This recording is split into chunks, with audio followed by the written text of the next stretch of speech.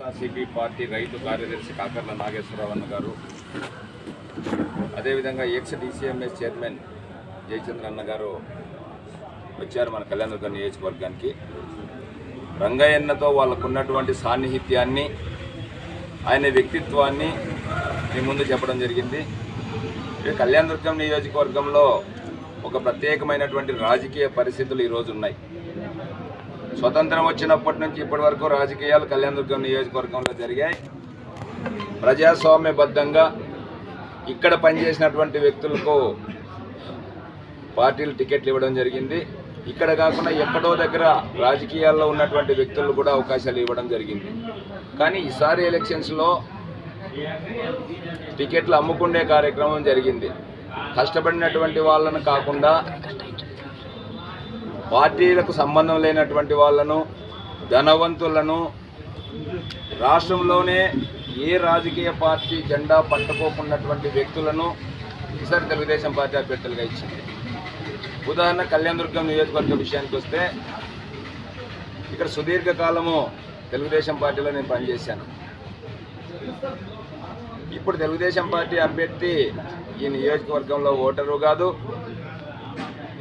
రాష్ట్రంలో ఏ రాజకీయ పార్టీ జెండా పట్టుకున్నటువంటి వ్యక్తి కాదు, ప్రజాసేవ చేసినటువంటి వ్యక్తి కాదు. నిరంతరం ప్రజాసేవ చేసినటువంటి మమ్మల్ందరినీ కాదని నియోజకవర్గంలో 40 సంవత్సరాల పాటు తెలుగుదేశం పార్టీ జెండాన్ని ఎగిరేసే దాంట్లో భాగస్వాములైనటువంటి కుటుంబాలు, కార్యకర్తలు వేలల్లో ఉన్నారు. వాళ్ళందరినీ విస్మరించి డబ్బే పరమావధిగా ఈరోజు తెలుగుదేశం పార్టీ టికెట్లు ప్రకటించింది. దాంట్లో భాగంగా ఇక్కడికి తెలుగుదేశం పార్టీ అభ్యర్థి వచ్చాడు. మరోవైపు జగన్మోహన్ రెడ్డి గారు ప్రకటించినటువంటి విధానం చూస్తే, ఇక్కడ సౌమ్యుడు 25 సంవత్సరాలు ఉద్యోగరీత్యా మచ్చ లేకుండా పనిచేసినటువంటి మనిషి రంగయ్యన్నను జగన్మోహన్ రెడ్డి గారు గుర్తించి ఎంపీ అవకాశం ఇచ్చారు. 5 సంవత్సరాల్లో ఎంపీగా అనంతపురం జిల్లాకు అవినీతి లేకుండా సేవలు అందించాడు. ఆ తర్వాత ఎమ్మెల్యే అభ్యర్థిగా ఇక్కడ ఇచ్చారు. ఒక మంచి మనిషిని జగన్మోహన్ రెడ్డి గారు ప్రమోట్ చేశారు. ఒక ధనవంతుణ్ణి, దోపిడీదారుణ్ణి చంద్రబాబు నాయుడు గారు కళ్యాణదుర్గాన్ని ప్రమోట్ చేశారు. అదేవిధంగా జగన్మోహన్ రెడ్డి గారు చూసుకుంటే మడకసిరిలో ఈర్ల కప్పన్న గారిని ప్రపోజ్ చేశారు. అతను సామాన్యమైనటువంటి ఉపాధి హామీ కూలీ. అదే సింగనమల్లో చూసుకుంటే రామాంజనేయులు టిప్పర్ డ్రైవర్ని ప్రపోజ్ చేశాడు.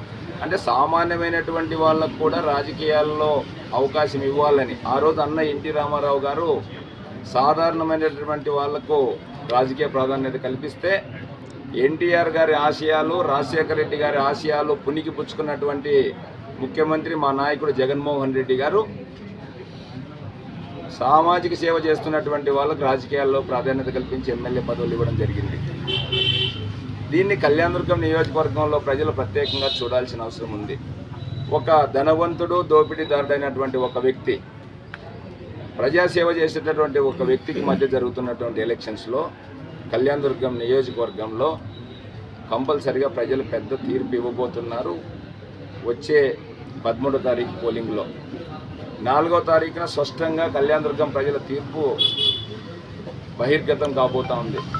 దాంట్లో భాగంగా నియోజకవర్గంలో తిరిగినప్పుడు ప్రతి ఒక్కరూ అంటున్నారు, ఇక్కడ ఎవరో ఒక మనిషి వచ్చాడు. ఎవరు వచ్చారు? తెలుగుదేశం పార్టీ అభ్యర్థి అంటే డేరాలు వేసుకొని ఊరు బయట వచ్చాడు ఒక మనిషి. 4వ తారీఖు డేరాలన్నీ పీకేసి పంపిస్తామని చెప్పి ఏ ఇంటికి వెళ్ళినా, ఏ గడపకి వెళ్ళినా, ఎవరిని అడిగినా అంటున్నారు. అంటే కేవలం డబ్బులతోనే రాజకీయం జరుగుతుంది. డబ్బులు ఇచ్చి టికెట్ కొనుక్కున్నాను, డబ్బులు ఇచ్చి లీడర్లు కొంటాను, డబ్బులు ఇచ్చి ఓటర్లు కొంటాను అనే పరిస్థితిలో ఆయన వ్యవహార శైలి ఉంది. ఎక్కడా కూడా ప్రజాస్వామ్యబద్ధంగా లేదు. ఈరోజు డబ్బులు ఇచ్చి లెక్కలు రాసుకొని దాంట్లో వడ్డీతో సహా కళ్యాణదుర్గం నియోజకవర్గాన్ని దోపిడీ చేసి ముక్కుబిండి వసూలు చేసే కార్యక్రమం ఉంది. కాబట్టి సౌమ్యుడైనటువంటి రంగయ్యన్నకు అండగా నేను 40 సంవత్సరాలు మా కుటుంబం తెలుగుదేశం పార్టీలో పనిచేసింది. 30 సంవత్సరాలుగా నేను పనిచేశా.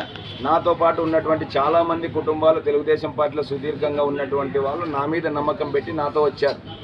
జగన్మోహన్ రెడ్డి గారు ఈ పార్టీకి మేము కష్టపడి ఆస్తులు పోగొట్టుకొని కష్టపడ్డాం.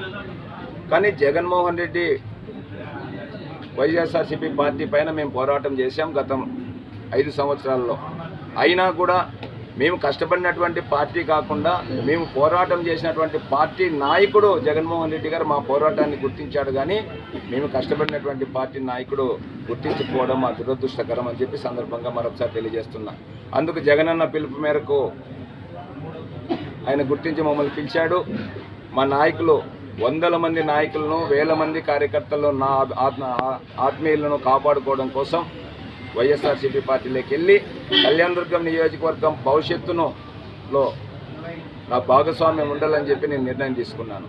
ఈ నిర్ణయం సరైంది అని చెప్పి కళ్యాణదుర్గం నియోజకవర్గంలో రోడ్ షోలకు వెళ్ళినప్పుడు, ఇంటింటికి వెళ్ళినప్పుడు చాలా మంచి నిర్ణయం తీసుకున్నాం. తెలుగుదేశం పార్టీ కేవలం డబ్బులున్న వాళ్ళకు మాత్రమే సొంతమైపోయింది. వైఎస్ఆర్సీపీ పార్టీ విలువలకు కట్టుబడి ఉంది. జగన్మోహన్ రెడ్డి గారు ప్రతి ఇంటికి సంక్షేమాన్ని పంపించారు, నియోజకవర్గాల్లో అభివృద్ధి జరుగుతోంది అనేది స్పష్టంగా చెప్తున్నారు.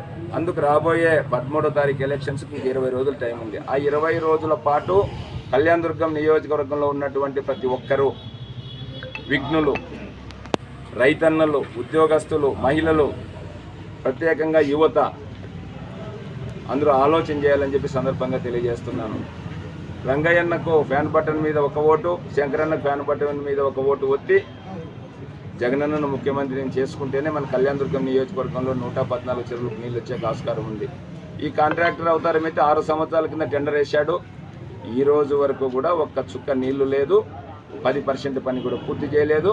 కళ్యాణదుర్గం నియోజకవర్గ రైతుల పనులు శాపమైనారు. ఇప్పుడేమో ఎమ్మెల్యే అవతారం అయితే వచ్చి నేను నీళ్ళు ఇస్తానంటున్నాడు. డేరా వేసుకున్నాడు వచ్చి. గతంలో మనం టీవీలో చూసాం డేరా బాబా అని. ఇది కళ్యాణదుర్గానికి ఒక డేరా బాబా వచ్చాడని చెప్పి ఎక్కడికి వెళ్ళి అంటున్నారు. ఎవరు అవతల పార్టీ అభ్యర్థి అంటే డేరా బాబా వచ్చాడు, 4వ తారీఖు రిజల్ట్స్ అయిపోయిన తర్వాత డేరా పిక్కొని వెళ్ళిపోతాడు అంటున్నారు. అది వాస్తవం. కళ్యాణదుర్గం నియోజకవర్గంలో చాలా రాజకీయ చైతన్యం ఉంది. కమ్యూనిస్టులు పరిపాలన చేసినటువంటి ప్రాంతం ఇది. ఖచ్చితంగా రేపు ప్రజలు ఎన్ని డబ్బులు ఇచ్చినా, ఏంది ఇచ్చినా అతని డబ్బులు రంగయ్యన్న ఫ్యాన్ గుర్తుపైన ఓటేసి గెలిపించబోతున్నారు. మేమందరము కూడా మనస్ఫూర్తిగా, నాతో వచ్చినటువంటి వాళ్ళు అన్ని సామాజిక వర్గాలలో ఓట్లేసి రంగయ్యను గెలిపించబోతున్నారు అనేది వాస్తవం. పత్రికా మిత్రులు మీ వంతు సహాయ సహకారాలు కూడా కళ్యాణదుర్గం నియోజకవర్గాన్ని కాపాడే దాంట్లో భాగంగా మీరు కూడా బాధ్యత తీసుకోవాలని చెప్పి సవినయంగా ఈ సందర్భంగా తెలియజేస్తున్నారు. సమస్య లేని ఇల్లు ఉండదు, పరిష్కారం లేని సమస్య ఉండదు. బంధాలు గొప్పవి, బాధలు చిన్నవి. మీ సమస్యని మేము పరిష్కరిస్తాం. రండి, మాట్లాడుకుందాం.